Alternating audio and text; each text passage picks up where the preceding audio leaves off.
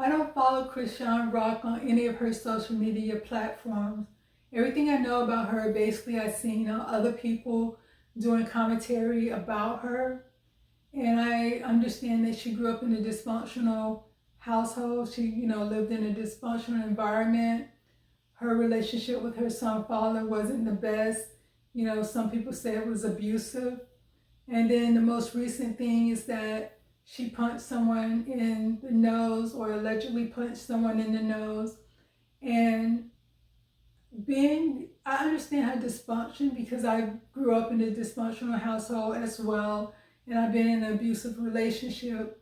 But being in that situation, I do not co-sign or agree with dysfunction, because it's not a good thing. It's not something that should be celebrated. It's something that we should learn how to get past. But I do understand being, coming from that type of situation.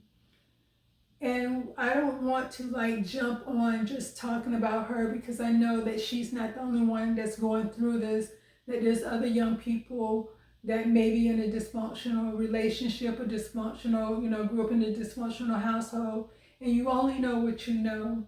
And if you don't have anyone around you to talk to you or to tell you, hey, this is not the right direction, this is not the right move to make, you're going to be stuck in that cycle of dysfunction. As a Christian, I want to look at this from a biblical situation. And so I want to kind of touch on two scriptures that's in the Bible that kind of relate to this situation. The first one is John 5:2-9. It was a pool of water in Bethesda, and people would gather around the pool, people that was blind, paralyzed, invalid, they lame, they need some type of healing in some type of way. And so an angel would come once a year and stir up the water. And if you were able to get in the water after it was stirred up, whatever ailment you had would be completely healed. You would be made whole again.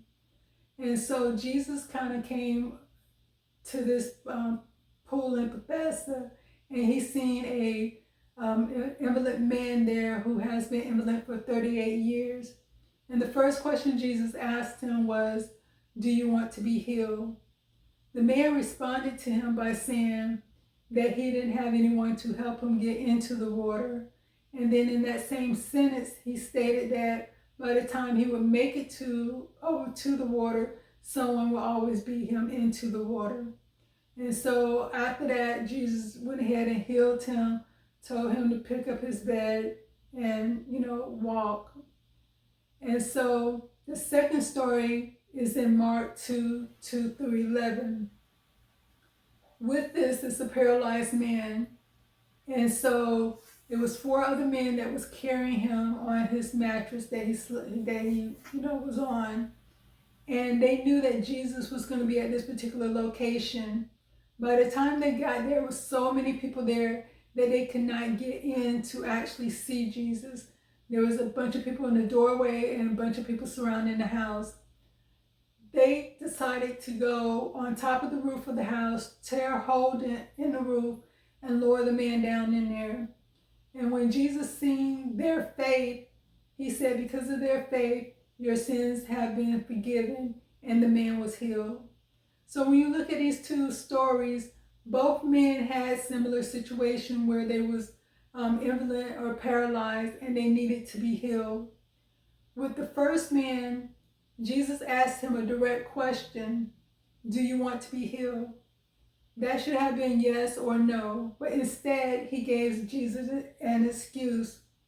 Sometimes we can be so into our situation of dysfunction that we don't even realize it.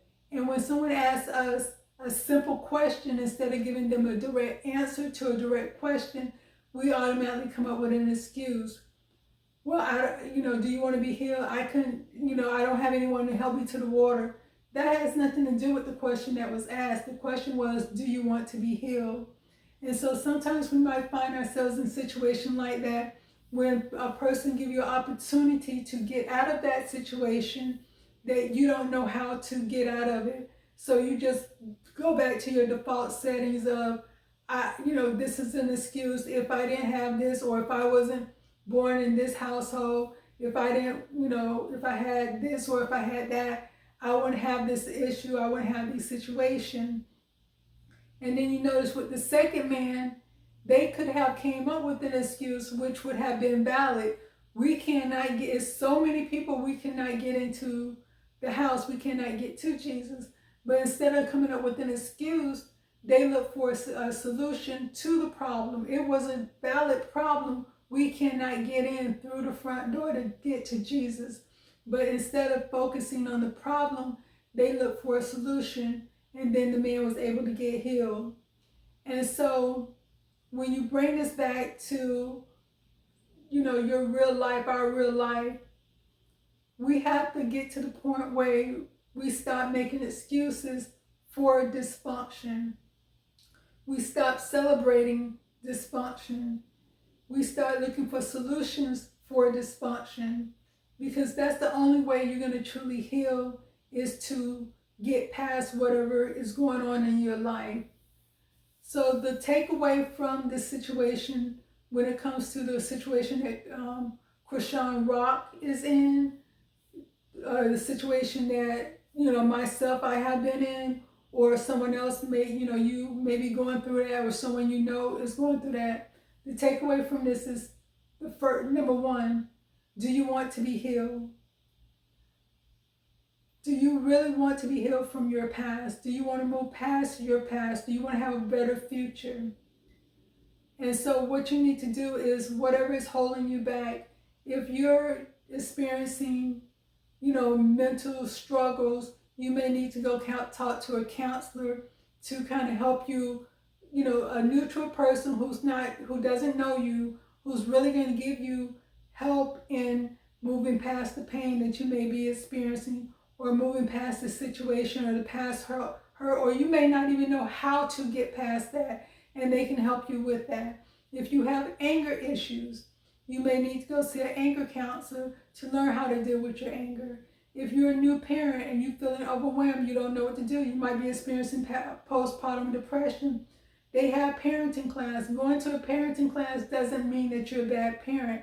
Going to a parenting class is allowing you to build on the skills that because if you're a first-time parent, mom or dad, you don't have any skills. So this is helping you build skills, or build on the things that you already know, to become a better parent, not just for yourself or how you look to other people, but for the benefit of the child, because they're very helpless and you are the only person they have to depend on. So that may be your solution, is to go to a parenting class. The second thing is, who are the people that are around you? You have to, at some point, look around you and say, are these people helping me stay in my dysfunction, or are they encouraging me to get out of my dysfunction? Because if you notice with the man in the first story, he was in a location where everyone was sick. He was around people that was blind. He was around people that was lame. He was around people that was paralyzed. So they needed help themselves. So how much could they have helped him? And so sometimes we are in situations where we're suffering from abuse, growing up in a dysfunctional household, maybe a physical abuse, being physically abused by boyfriend or husband, and then we're surrounding ourselves with the same type of people who are dealing with pain themselves. So y'all feeding off of that negative energy, and y'all co-signing each other on bad behavior, and no one's there to correct one another, because everyone there is sick. Everyone there is dealing with some type of dysfunction, and they don't know how to help themselves, so therefore they can't really give you any advice on how to be better. And then sometimes it's the situation where misery loves company. They don't want to see you get better, because they don't want to move in that direction or do the work they're going to need to do in order to get better. So you need to kind of step back, look at the people around you and saying, are they helping me or are they hindering me? And the third thing would be to look at the type of people that you do need in your life. You need the type of people who's going to hold you accountable for your action. You're going to need the people who's not going to co-sign on your bad behavior. You're going to need people around you who's going to call you out when you're not doing right, because that's the only way you're going to grow and become a better person. You need people around you who's not going to focus on the problem. They're going to help you find a solution. Okay, this is the problem. This is how we can deal with that problem. Okay, you're dealing with this. You're in a deficit here. Okay, this is how you can overcome it. They're going to encourage you and want you to do better. So those are the type of people that you need in your life. And so that's basically all I want to say. Peace.